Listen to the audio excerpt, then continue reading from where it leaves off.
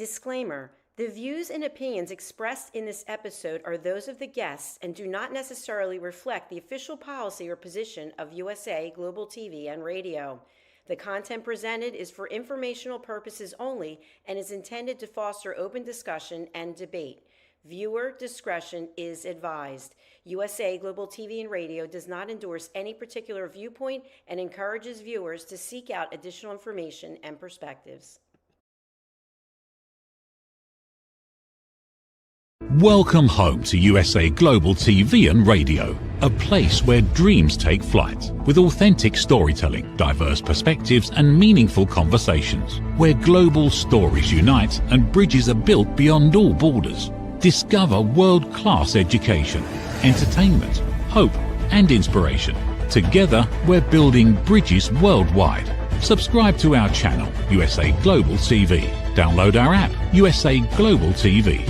Be our guest or join our team. Visit usaglobaltv.com. Thanks to our founder and executive producer, Dr. Jacqueline Kerbeck. Music score by Yeffy Tang from Cloud Road Music. Voiceover artist Mike Porter. Creative direction by Paul Garcia. USA Global TV and Radio, your home for global connection. All rights reserved. This video and its contents are the exclusive property of USA Global TV and Radio. Unauthorized use, duplication or redistribution in any form is strictly prohibited. Welcome to Saving America. This is your host, Dr. David D. Schein. My commentary this week arrives with war in Iran and a whole lot more to cover. Operation Epic Fury lashes the Iran regime. This will go down in history as a brilliant move that makes the world safer, or another failure by the United States in interventions into other countries. From my perspective, this should have been done by Jimmy Carter 47 years ago, when the Iranian revolutionaries, as they were called, invaded the American embassy and kept hostages for over 400 days. It took a non-politician in the White House to do it. After all, the Iranian terrorist regime routinely shouted, "Death to America, death to Israel." Too many Americans, including brave members of our armed forces, have died at the hands of Iran and its proxies. I applaud the initial salvo where advanced intelligence helped strike the regime at a unique time with so many of the terrorist leaders in just one place. I also like the before and after pictures of the entire building complex evaporated with powerful bombs. This is how wars are won. No partial victories like Korea, Vietnam, Desert Storm, Iraq, and Afghanistan. In fact, it is now Trump's challenge to make sure that Iran does not end up like the partial victories of failure from the before. I do hope there really is a pro-American contingent of Iranians ready to help lead Iran in the right direction. The same goes for Venezuela. Sadly, we already have American deaths in Israel, and interestingly, damage and injuries in other nearby Arab countries. Iran's remaining leaders have foolishly sealed themselves off from even nearby countries that might have given them some quarter. China and Russia are not in a position to help. All we know is that Trump said war is ahead of schedule. I hope all of Iran's missile capacity is destroyed soon. Trump has reported that the small Iranian navy has been taken out already. With this type of progress, the war could switch to a situation where Iran can cause less harm to the surrounding American assets and other allies of the U.S. Hezbollah has jumped into the action and has been firing missiles at Israel. But I expect Israel and the U.S. to end that very soon. The terrorists should not be able to restock the missiles that they spent, with Iran's production capacity crushed, hopefully eliminated. While the Iranian people have been celebrating wherever they are, protests have arisen. Some American embassies have been the scene of protests from pro-current Iran regime folks. Sadly, there were 3 deaths and 14 others injured in a shooting rampage in nearby Austin, Texas. The perp appears to be an Iranian regime sympathizer, not too many of them, I can tell. Fortunately, he was neutralized by the local police. I extend my condolences to the injured and the families of all the victims. I know the FBI is hunting for sleeper cells as I speak. Most Dems, but not all, have condemned the intervention in Iran. This is to be expected as the current Dem Party has swung so far to the left that dictators, also known as communists, are a preference of theirs, not a free people. At the same time, a shout out to Democrat Senator Fetterman from Pennsylvania for supporting the cause of freedom. The critics have had the nerve to say that Iran was just about to reach a deal when Trump initiated this attack. That's just so preposterous. These are terrorists. You cannot negotiate with a 2-year-old, and you cannot negotiate with terrorists. The Iranians have breached every single deal they've ever made. Further, how can any country negotiate with leaders that slaughter tens of thousands of their own citizens? Trump's record-long State of the Union speech. I really do feel that Trump's first term would have gone better if he'd let me run his social media and write his speeches. Sadly, he recreates the same issues in his second term with talking too long, exaggerating his accomplishments and promises for the future. Management 101, under-promise and over-deliver is the right formula. Trump's accomplishments for sure, in addition to the destruction of the murderous Iranian regime, which happened after his speech, there's a fair list. American borders are under control, as they should be. Many illegals have either been arrested or left the country on their own. Many of the criminals have been arrested, but for lack of cooperation by the handful of leftist-run states, the job would be even more impressive. Inflation's not at 2%, but it's reasonable. The job market is definitely not a high point for Trump, but much of that is due to AI incursion, not due to his policies. He has changed his focus to lowering prices, but that's an uphill struggle after the Biden-Harris failures. Trump has reversed many of the ridiculous policies of the previous administration. My favorite was removing the car auto stop from late model cars. This is a ridiculous feature since motors use a real blast of fuel to start from a stop. Yes, it's more efficient to run at low idle than to start again from a full stop. Trump saluted the U.S. hockey team and a number of other Americans. Sadly, in proving how removed they are from the American people, Dems sat when they should have stood for some of Trump's acknowledgments. So the Dems stand for illegals who murder Americans, but not the families of the murdered Americans. Think about that. The failure of the Dems included 30 who did not attend, and of course there were the squalids who were wearing pins with 4-letter words on them and jeered during the speech. And of course the idiot congressman from the Houston area who was thrown out of the speech for disorderly conduct for the second year in a row. Given Texas redistricting, I hope he loses his seat in Congress this November. Hint, he looks like a homeless person who was dumped into a suit and sent out in public. AI is here to stay. How will we adjust? The good news, it looks like AI can do some really cool stuff and might make many industries more efficient. Bad news is that many jobs will be done by AI or enable much smaller workforces, and that means many will need to look for training and new work opportunities. I'm not going to run through the list, but many companies have announced layoffs in the thousands as they adjust for the world of AI systems. The national commitment is to use AI more effectively and become more advanced. The goal is that America and the civilized world will outpace the CCP. A growing problem is that AI uses more computing power, which means more power for those computers. Some of the rapidly expanding data centers use as much power as small cities. Local governments are starting to get concerned. Some of the big operations have already committed to opening their own power stations for their data centers. That would be a really positive step. This is combined with the reindustrialization that Trump has been promising. Everything takes power, folks. Bigger than Watergate.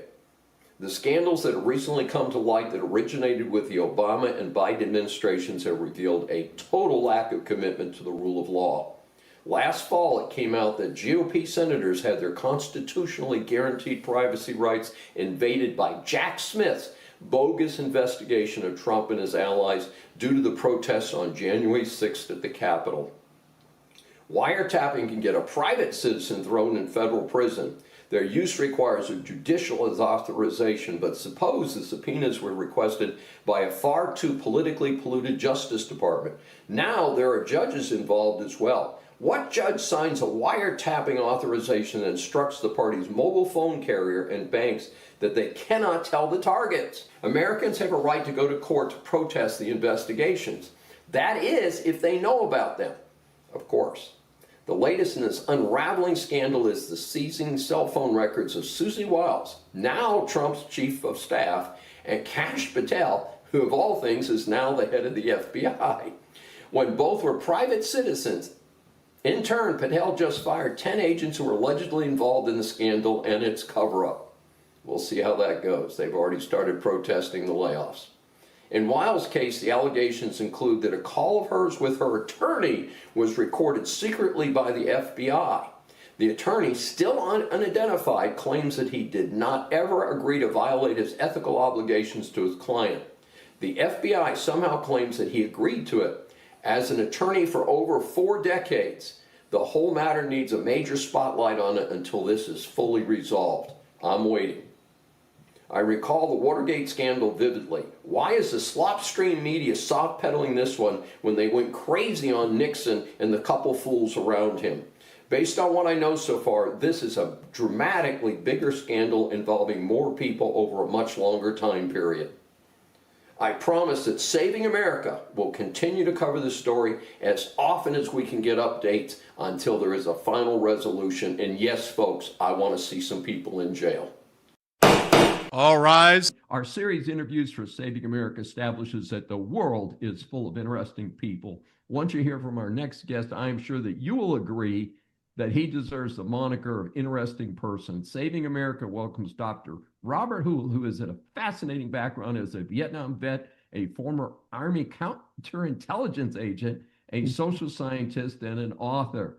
Dr. Bob Houle speaks powerfully about one of today's most pressing issues, loneliness among veterans. Due to his background, he knows firsthand how isolation and trauma can devastate lives. After earning his PhD in psychology, he spent over 5 decades studying happiness and the human condition, teaching thousands of vets how to rebuild their emotional lives.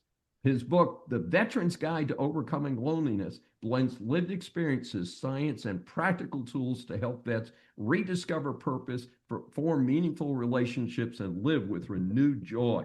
Drafted in the U.S. Army during the Vietnam era, Dr. Bob served in Saigon as a counterintelligence agent. Returning home to a divided America, he faced years of loneliness, PTSD, and disconnection.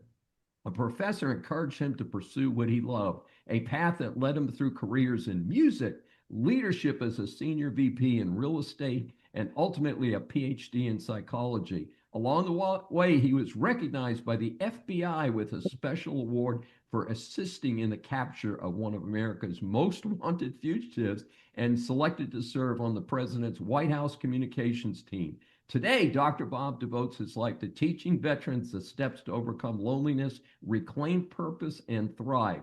Today, he's the founder of vetstrong.com and freevetquiz.com, applying behavioral science to help veterans and seniors bridge the loneliness gap. We welcome Dr. Rob Houle for his first appearance on Saving America. Wow, thank you so much, Dr. Dave. I really appreciate that intro. That was really nice. Thank you. Well, Dr. Bob, you have earned it. And we, as you know, we ask our guests 3 questions. And the first one, and as you know, I come from a vet family. My dad did many years in the Navy. I feel like I served along with him. How serious is the loneliness crisis in America, and why does it especially impact vets? It's a structural epidemic. When you're in the military, you're instantly, from the moment your boat hits the ground in basic training, they're screaming at you, this threat out there, I'm the threat, the drill sergeant, they scare the hell out of you. And that keeps going on all through basic, all through the rest of the training you have. For me, I went from basic to Army Intelligence School to a year Vietnamese language school. The threat was always there. Then I was in Saigon as a covert intelligence agent in 1968. I came back and it was like being blown out of a cannon. I had camaraderie there with my fellow vets. We had purpose, we had structure. All of a sudden, I'm out here in the civilian world, and it was like I was floating. I didn't have the structure, I didn't have the tribe, I didn't have the cohesion, and there wasn't any structures for me to really connect. So my life's work has been finding out why that happens and how it can be remedied. I had a rough upbringing and then explosive PTSD after Vietnam.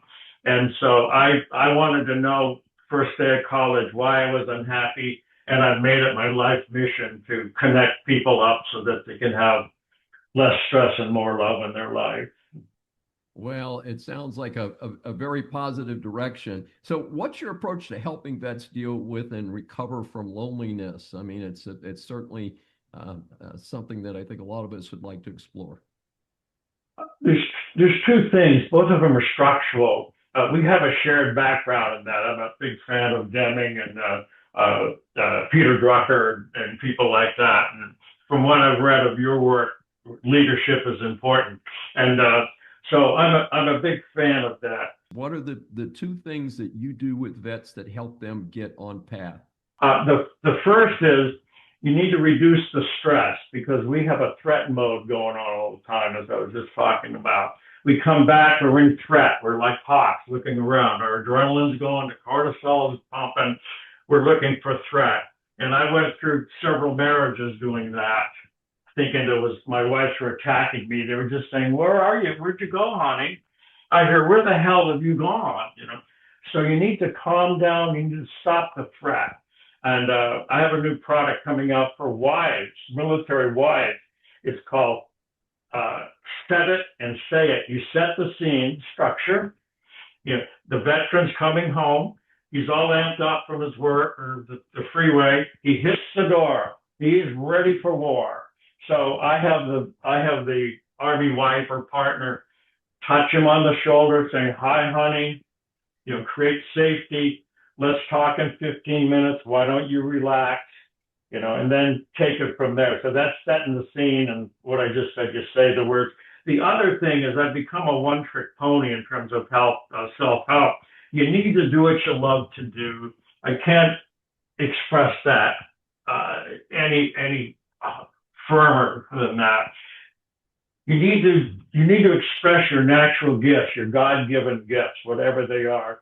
With me, it was music. I came out of PTSD through music, playing music, and the love of my wife, April, my long-suffering, patient wife, of 36 years. But for me, it was art. It was expressing music. It was doing what I love. I still sing for seniors. I say I sing for old people. That's me. I still sing for seniors. I've been doing that 20 years, and I love it. And when I'm doing that, I'm using all of my gifts, my musical ability, my ability to sense the room. I've had this all my life. So I stress the veterans, you list your 3 greatest pleasures and you brainstorm ways I can do my pleasures are, because you can get to where you want to be starting from an infinite number of starting places. So if you brainstorm options for yourself, that's the quickest way to set the new way of behaving and connecting with each other. One more thing when I'm thinking about it, the Harvard longevity studies, I'm sure you're aware of the 80-year-old studies out of Harvard that says the quality of your life is dependent on the quality of your relationships. And that is it. So we need to focus on reducing stress and learning ways to connect. We have lots of interaction in the world, and I'm kind of overwhelmed with interaction. I don't think I'm going to hit loneliness anytime soon. I don't think so. But the stress level, that's a little bit different because we're working away over here. But Dr. Bob, tied into that, your bio mentions the science of happiness. What do you see as the way to reach a state of happiness? I know it's a very broad question. Dan, the first is to calm down, to eliminate the threat as best you can. If you're married, you have a spouse, we just went over that. You create the scene, create the structure. because I'm not very good with structure. I'll be all over the place without structure. And then you say the word, so you create calmness. So if you don't have a spouse or partner, you need to, Abraham Lincoln said, people are as happy as they make up their lives, make up their minds to be. You need to decide you're sick and tired of being sick and tired. You're tired of loneliness. You're tired of the stress. What can I do about it? Here's what you can do about it. You can take a deep breath, hold it for 4 seconds, and slowly let it out. That will reset your adrenal response. It's as simple as that. The other thing you can do is, like I said before, do what you love to do. Another thing you can do to be happy is just whoever you think of right now, what name comes to you, send them a text and say, "Hi, George, Mary, I was just thinking about you. How are you doing?" I've had so many veterans come back to me and say, there was an estimate I gave 6 months ago I forgot about. There's an old friend been thinking of calling me. It only takes a second or two. It's an act of kindness. It's a ripple of hope that you send out there. And once you do that, the ripples of hope come back and they go to, affect people infinitely. So you need to touch out and reach somebody. That's the old commercial. And you need to be thyself, which one truly is, as Kierkegaard, or the Army says, be all you can be. And you be all you can be by reducing stress, reaching out, doing what you love. Oh, and going to Meetup. I'm a big fan of Meetup. You can put in there, I love astronomy, put your zip code in, and boom, it'll come up with 30 things depending on where you are. Things you can do today. The meetup thing is interesting. I was in an interesting setting about 20 years ago, after I'd been out of law school, my third degree. After law school, Notice that. The MBA too. Yeah. Yep, I went to I went back to get a PhD 25 years after my end of my previous degree. And I was in Charlottesville, Virginia, which is a great place if you're an undergraduate and a great place if you're a wealthy horse owner, but it doesn't have much middle class. And, when you're a 50-year-old PhD candidate, your fellow PhD candidates are 15 and 20 years junior to you. They're not really your colleagues and things like that. I got involved with Meetup, and I ended up not being too involved in some things. But one of the things that happened is I started doing some dance stuff, and that led me to tango. And I have been involved with tango since I started with a different dance thing, doing like general dance stuff, but it turned into that. The other thing I ended up doing was hiking. Now, the meetup group was a little too slow for me. I'm one of those busy people. I want to go out first thing Sunday morning, go over into the beautiful Blue Ridge Mountains, get a nice hike in and go. But what it did is it connected me with a few other people who were go-getters like me, and we would meet in either the Blue Ridge or we'd meet in Charlottesville and carpool. But I had a few people go out there because it's kind of nice if you're hiking out in the woods. Some people are, out into the nature by themselves. But for me, 2-3 other people worked out very well, but not sitting around for an hour trying to collect a group to go do it. But it's funny you mentioned Meetup because it definitely helped me get through a period where I was quite lonely, even though I was surrounded by people. There's a difference between being surrounded by people and connecting with people. Yes. That's see, you were doing what you love to do. That's the power of that. You're at your best. You're loving it. You're happy. Other people, birds of a feather do flock together. People don't know that enough. Desmond Morris's work on the naked ape and all that proves that. So you are doing what you love, and you're satisfied. And if you're doing it, if you love it, you must be good at it. Too many people. I use this. I don't know where I got this. I dropped it one night. If you're the Miss California duck, you're in the pond, you're quacking, and you're Miss California, and you go into the horse farm, you're going to have trouble. They're going to reject you. They're going to kick you in the head. They're going to talk badly about you. again, it's structural. A lot of this is structural. So anyway, I'm on a rant. Sorry. It's too much. It's too interesting. And we do like to keep it short enough that people will listen to the whole interview. Yes. So Bob, how can our audience get more information about you, your book, and your efforts to help vets? If they go to vetstrong.com, I have my assets there, my book there. And people can go there and learn how to deal with vets. If you meet a vet, don't ask them, did you kill anybody? I mean, things like that. I have little points in there. But there's pointers on how vets can connect and how civilians and spouses of them can connect. So that's the main resource for people who are listening. Please proceed. A true hero was honored last week. During the State of the Union, Trump honored Coast Guard rescue swimmer Scott Ruskin. He did something that is beyond human. During the tragic flooding by the Guadalupe River in the Texas Hill Country that killed 130, Ruskin is credited with rescuing 165 persons, including many of the campers from Camp Mystic. During Trump's speech, 11-year-old Miley Kate McClyman, one of the campers that he rescued, appeared with Ruskin as he was awarded the Legion of Merit, one of the highest honors a civilian can be awarded. Even more amazing, this was his first mission as a rescue swimmer. He used to be an accountant, by the way. Speaking as the grandparent of a young girl about the same age as Millie, that deepens my appreciation for this true hero. At the same time, I want to underscore that the 4th of July disaster is evidence of the failure of the infrastructure in this country. Finger pointing won't fix this problem. We Americans pay a fortune in taxes. It is time to run the government at all levels for the people and to spend money efficiently and with purpose. No country as developed as the United States should ever experience the loss of life such as happened on that 4th of July. How does the defendant plead? The feds announced more arrests in the church attack.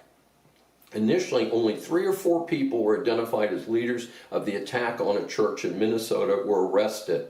That includes former CNN frontman Don Lemon. Now the Justice Department has announced another 30 persons were charged. I'm glad to see this as this is America. We do not allow violent protesters to attract private citizens who happen to be attending church, in many cases with their children. Unfortunately, due to their location, I doubt they can be imprisoned in the rancid jail in Washington, D.C. that unfairly held the J6 protesters for as long as 4 years. Please raise your right hand. Who's zooming who? So the story is that the FTC started investigating NewsGuard last May, that's Federal Trade Commission, folks, based on allegations that it is tougher on conservative news than liberal news sources. This could be viewed as a form of censorship. That really does not bother me, since I assume all sites that claim to be providing credibility reports are biased. So I probably would not have even initiated the FTC investigation. In turn, NewsGuard has filed suit in federal court to stop the FTC investigation, claiming that the government action constitutes a form of censorship. However, what does concern me is that for some reason, federal tax dollars were going to NewsGuard in the past. Federal tax dollars. Congress opened an investigation into this use of funds in 2024. Given my position, I would not see any use of taxpayer money for such operations. Let the public decide for themselves. No need to be involved, and surely no need to give them tax dollars. Objection, Your Honor. One of my favorite stories ever. Chocolate is good for you. Okay, I admit it. I grew up loving candy, especially chocolate candy, and I still love it. My only condition is that about a decade ago, I transitioned to dark chocolate only. Dietitians and researchers are now saying that small quantities of dark chocolate is good for you. The latest research says it has to be the really dark stuff with 70% cacao or higher. Sadly, for many, that tastes bitter and they will move to milk chocolate or a mixture of dark and other stuff. Milk chocolate has lots of other stuff that usually is not good for you. Why is dark chocolate good for you? 1, cacao contains antioxidants. Tell that to your dieting friends. Could help you feel better. Hey, I knew that without a dietitian telling me that. May reduce stress. This is beyond my distant memory of high school chemistry, but there are cool chemicals in chocolate like flavonoids, which could help the consumer to feel less stressed. Bad news, hey, it has calories. I can spend a few minutes more at the gym if I can keep scarfing down my beloved dark chocolate. May I remind you, you're still under oath. Unfortunately, I have extended family in New York City and have to travel there from time to time for family events. My standard comment when I escape from there is that any trip without bullet holes in me is a good one. A recent attack on police officers in Times Square is an excellent example. 11 teens, supposedly part of a gang associated with the infamous TDA, attacked police officers on Friday, May 2nd. Reportedly, these teen illegals were living in some type of a shelter. They started attacking the officers who were trying to stop an assault. Now, the weird thing is that in the 2 days after the assault, only 5 of the 11 were in custody. The ages range from 12 to 19. All had prior criminal records. So, why on earth were they not in jail rather than in a shelter? What kind of a city allows them near one of the most popular tourist spots in the world? This scum will get away with whatever the city and the police will let them do. Get ICE in there to clean this up, and now. Silence in the court. Trump triumphed with the EU trade deal. If the deal is as good as the early reports say it is between the USA and EU, it will be a clear win for Trump and all Americans. I expect China will do a real deal soon or face being left out entirely. Honestly, sounded like a boondoggle with Trump doing a 5-day trip to Scotland to salute the opening of one of his new golf courses. Then the news was that there would be a meeting of the EU Commission President Ursula von der Leyen.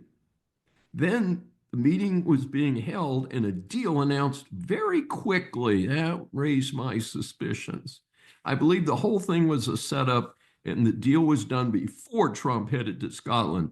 Part of the deal is that EU had to know that the gig was up. Hey, the US bailed out Europe twice in 2 world wars. Then the Marshall Plan, which rebuilt Europe, and following that, America was played as patsies for 70 years with major European countries blocking US products and selling their products in the US for high prices, but not paying any meaningful tariffs. A piece that makes a lot of sense with the likely economic counterattack on Russia due to the Ukraine attacks continuing. EU is to buy a bunch of US energy resources. This is a win-win-win, speaking as someone who is a hardcore anti-commie. There is also reported major investment in the US by the EU of $600 billion. Details are lacking there, however.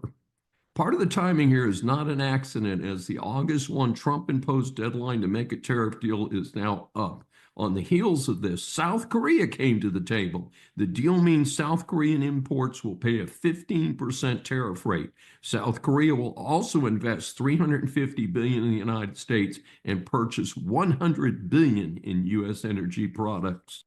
On the flip side, Brazil may face a 50% tariff. The problem here is that it's a country where the U.S. has a trade surplus. The tariff is retaliating for Brazil's criminal prosecution of former President Jair Bolsonaro.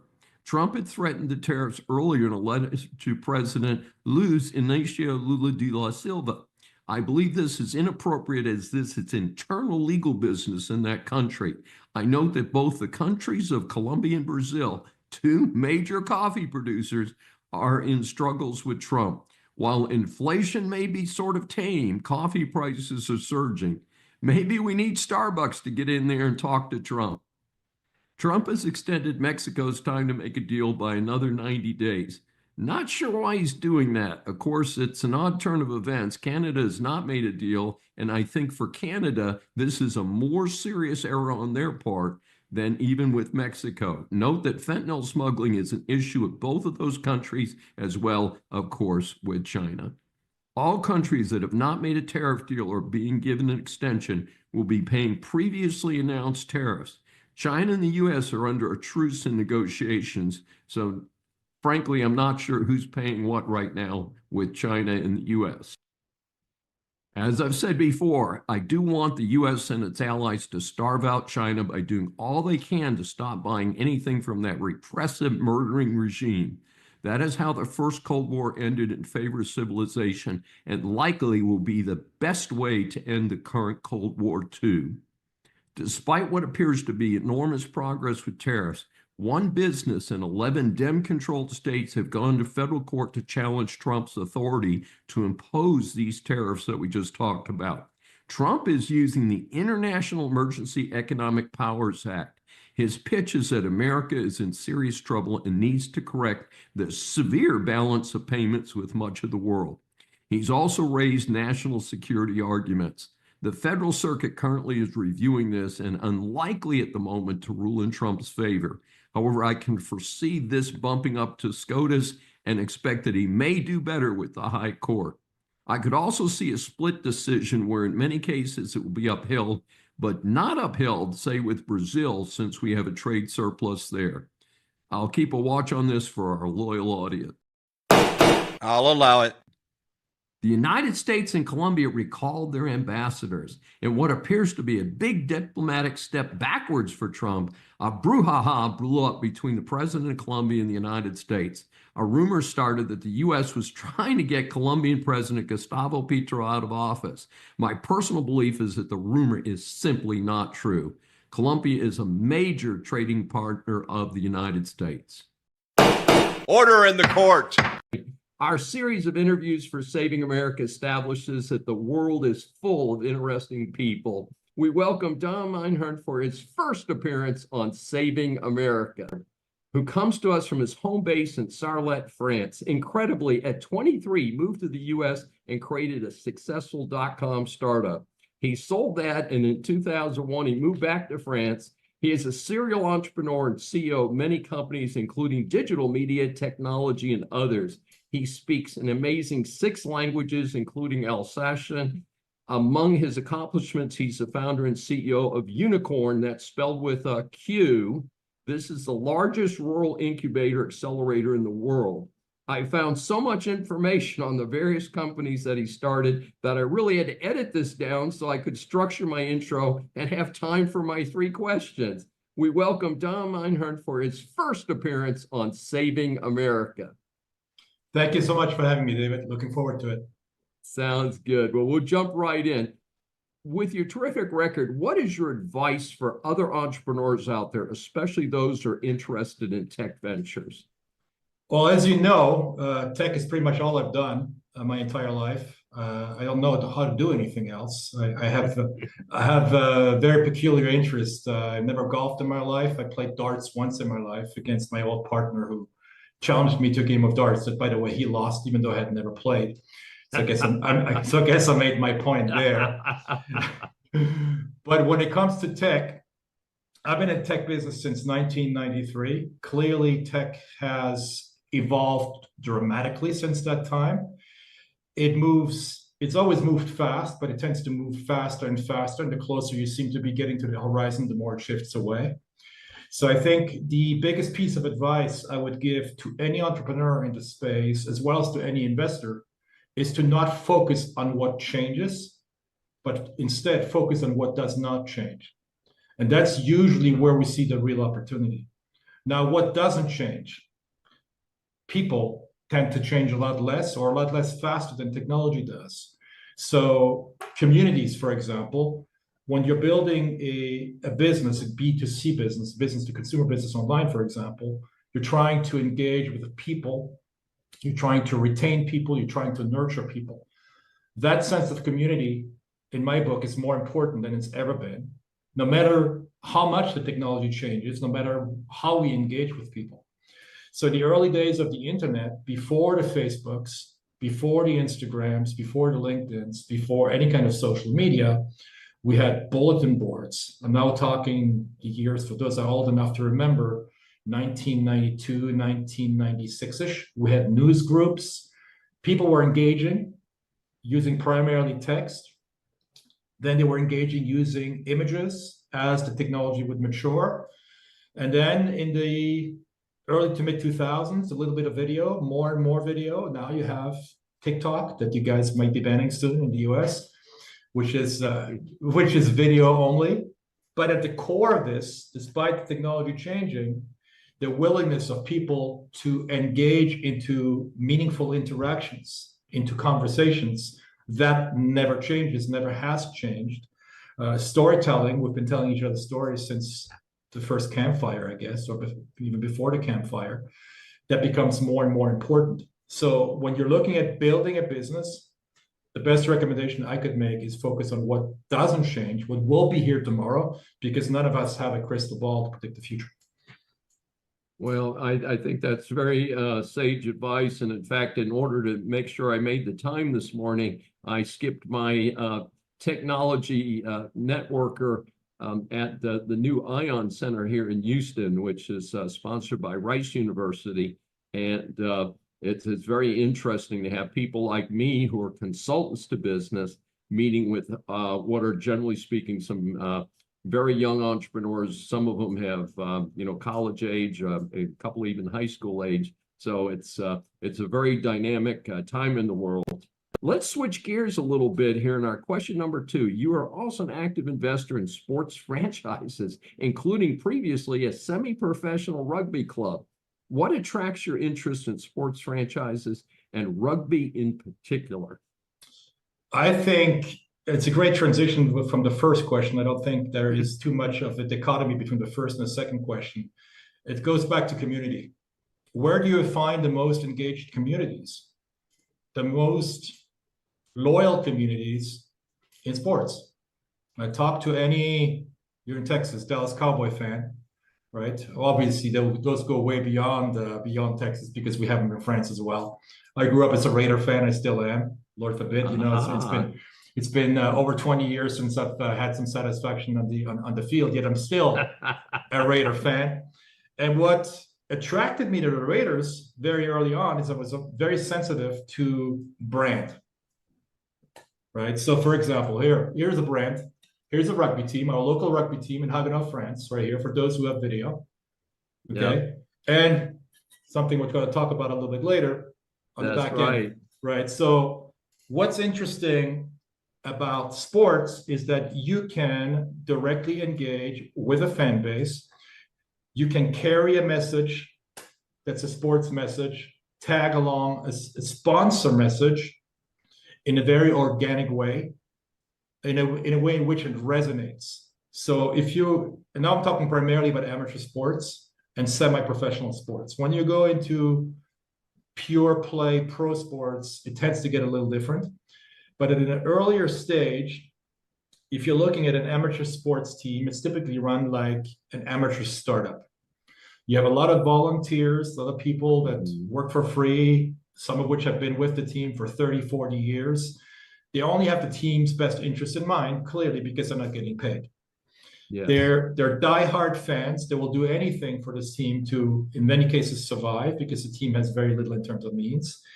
And then as a corporate brand, you can identify these niches, these pockets of opportunity, step in, sometimes for very little money, and help that team grow while growing your own brand.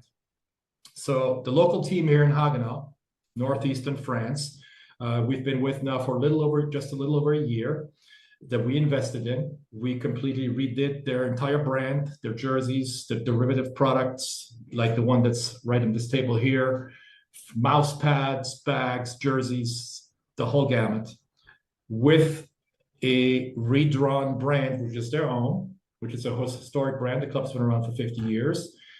And tag along our brand, Masters of Trivia, and growing them together in a very symbiotic way.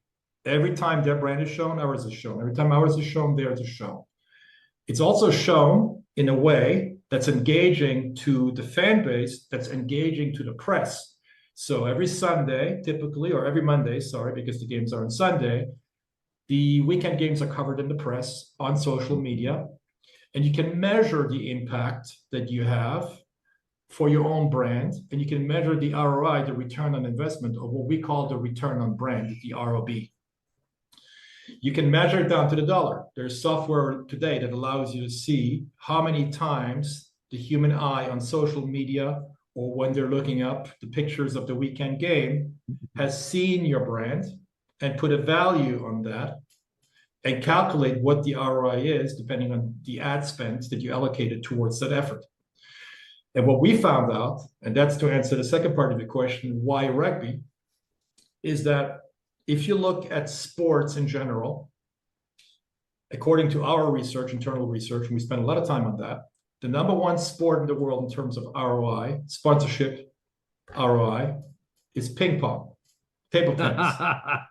Okay. When we saw that, we were like, wait a second, how is that? And I have a late brother who was a businessman as well. He would only sponsor table tennis, and he had told me this already 10, 15 years ago, and I kind of brushed it by the wayside and said that he probably had one too many drinks to tell me this today because it was on a weekend. And it turns out it was right. So but very often it's due to extreme examples. So let's take one example. During COVID, we all remember COVID. Yes. We all remember that all sports games were literally banned as a result of human contact. When that happened, in places like ESPN, pure play sports channels panic, right? We had all these games planned. Now we get nothing to show. What do we show? What's going on? What do we have in our library? What can we show the people? What's engaging? Oh, we have the World Championship for ping pong from last year. Ping pong is always interesting to watch for anyone, whether we like it or not, right? But now behind that table with the camera angle straight on it, you have now a game that's never been seen before where 2, 3, 4 million people per week watch now these World Championship tennis ping pong organization, and the sponsor behind the table spent $3,000 to have their sign there and getting millions of dollars worth of exposure. So you have dramatic ROI, dramatic ROB, return on brand, as a result of this once in a lifetime lucky event. Lucky, I put this in brackets clearly because it was during COVID. The second sport that comes close to ping pong is rugby. Here I'm going to take another example, driven purely by metrics. If you're looking, for example, at the French national soccer team, as you call it in the US, soccer versus football, even though we play with a foot, you typically, now we have the Euro Cup going on as we speak. France is qualified for the round of 16, which they will play on Monday against Belgium. There will be roughly 12 to 15 million people, French people, watching that game, give or take. The rugby team tonight, which is the final between Toulouse and Bordeaux for what's called top 14, top tier, the equivalent of the NFL in the US, will be roughly watched by 8 million people. So give or take a little bit more than half the soccer.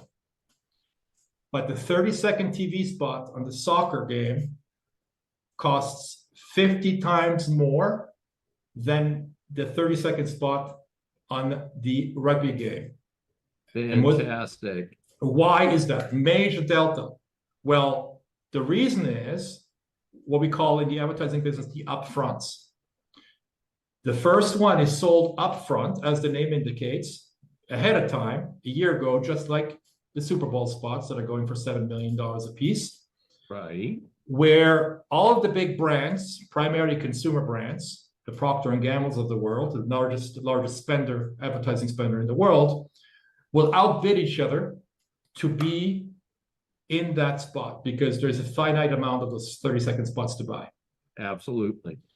The rugby is not sold this way. It's on a first come, first sold basis. So you don't have this inflation going on, yet you're reaching the exact same person, the exact same butt is sitting in front of the TV station, in this case mine.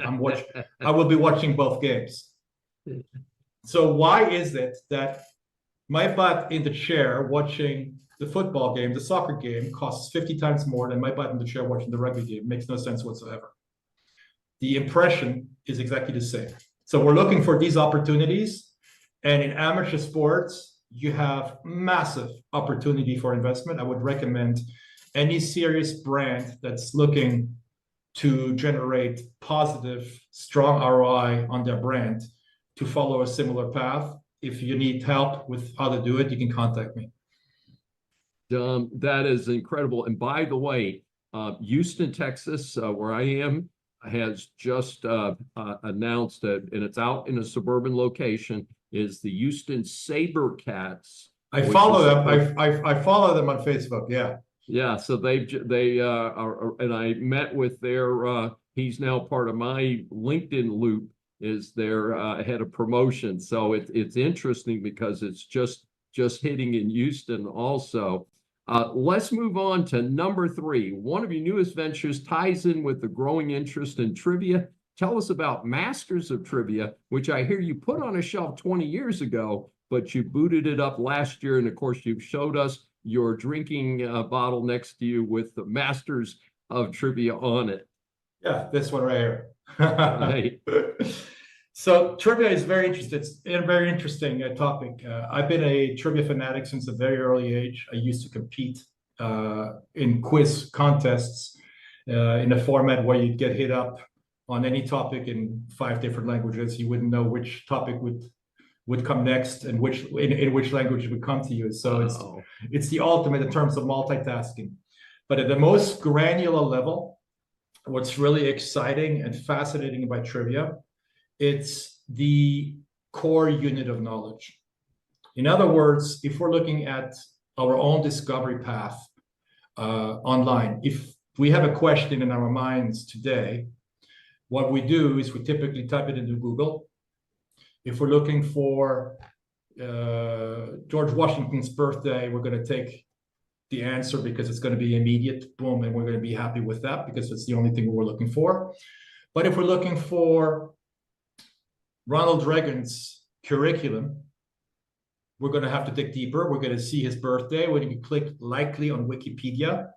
Wikipedia giving us an encyclopedia knowledge on pretty much anything.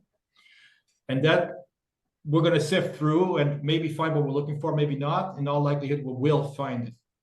However, there is a missing piece to the puzzle, which is how do we test our own knowledge against any topic?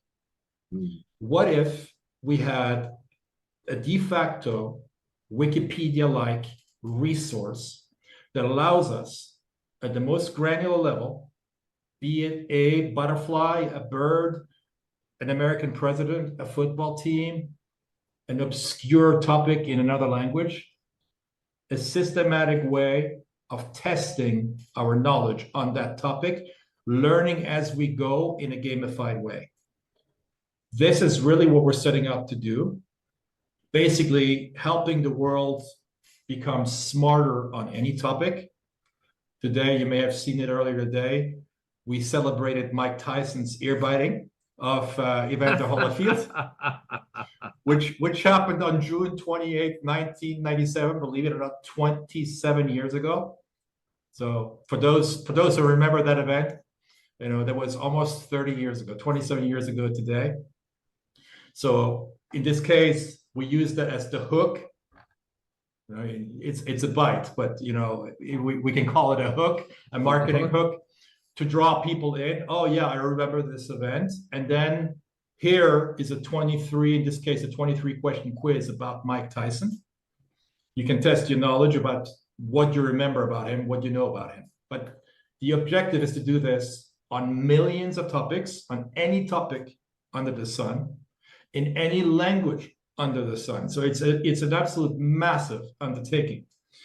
On the same lines, we're organizing the first European Quiz Championships. I don't think I mentioned this to you, but this is an event. I haven't heard this yet. Go ahead. I will invite you to. It will take place in our neck of the woods here in northeastern France in Alsace. The website is currently under construction. It will be quiz67.com. 67 is the name of our department. France is divided by departments. And it will bring together over a Saturday, Sunday, players from around the world, primarily European, that will compete on Saturday in a confined environment in the massive sports hall against each other. And then on Sunday, the following day, we will open up the winners who will then compete against the rest of the world in a hybrid format, both online and in the physical presence, with a massive screen where people can follow what's going on. We're going to provide more context prior to every quiz contest, meaning that if you're playing a quiz about the Civil War, you will get a 3-minute clip playing first to draw the people in, to give them more context, rather than taking the average Frenchman who knows nothing about the Civil War and just parachuting them into a quiz about the Civil War, which would make no sense. Yes. And we're going to do this in French, in German, in English, and in Alsatian, which is our local language. Yes. So that's going to be the gist of the event. But coming back to the trivia itself, it's also a massive business opportunity, which ties together with your first and your second question. In other words, tech, sports, and Masters of Trivia. How do they all tie together?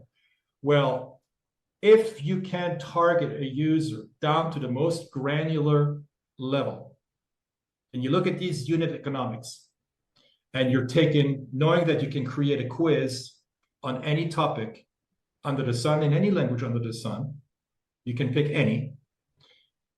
You can drive community to that topic, because no matter how targeted that interest is, let's say fly fishing, not in general, but fly fishing in northeastern Montana, you will have a community of fly fishermen in northeastern Montana that you can target with a quiz that's specifically built for that purpose.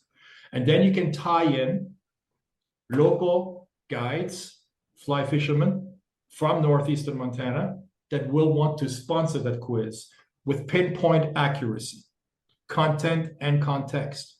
When you're going to that guide, today, he's probably using some Facebook ads, he's probably using some Google ads, maybe some other venues, but very often he's challenged to find the right medium that is perfectly aligned with his line of business.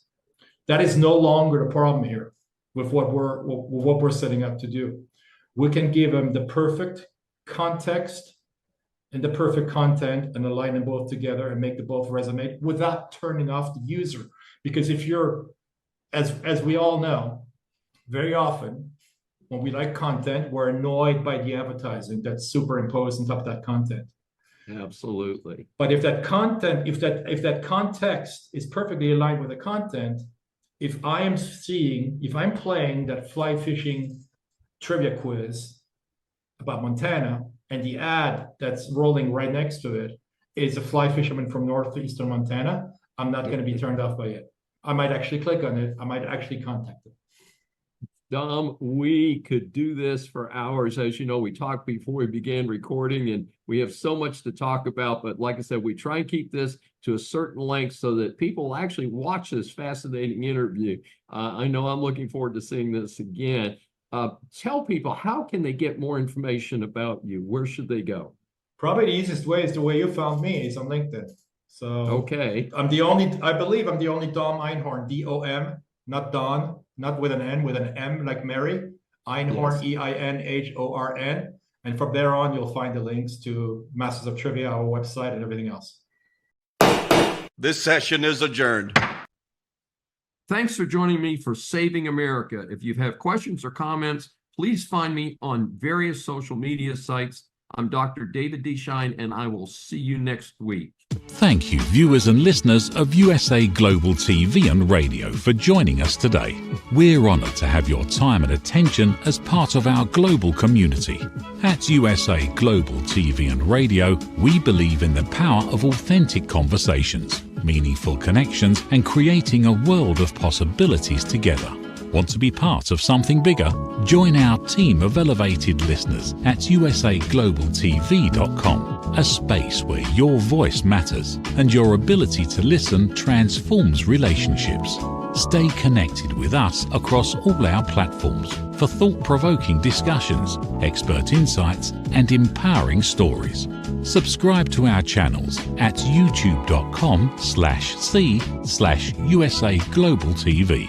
Follow us on social media and explore the endless opportunities we're creating for growth, learning, and inspiration. Together, we're not just broadcasting, we're building bridges and changing lives one conversation at a time. For inquiries, contact us at info@usaglobaltv.com. Produced by Executive Producer and Director Dr. Jacqueline Kerbeck. Voiceover by Mike Porter. Creative direction by Paul Garcia. All rights reserved. Visit usaglobaltv.com to view our full terms and conditions.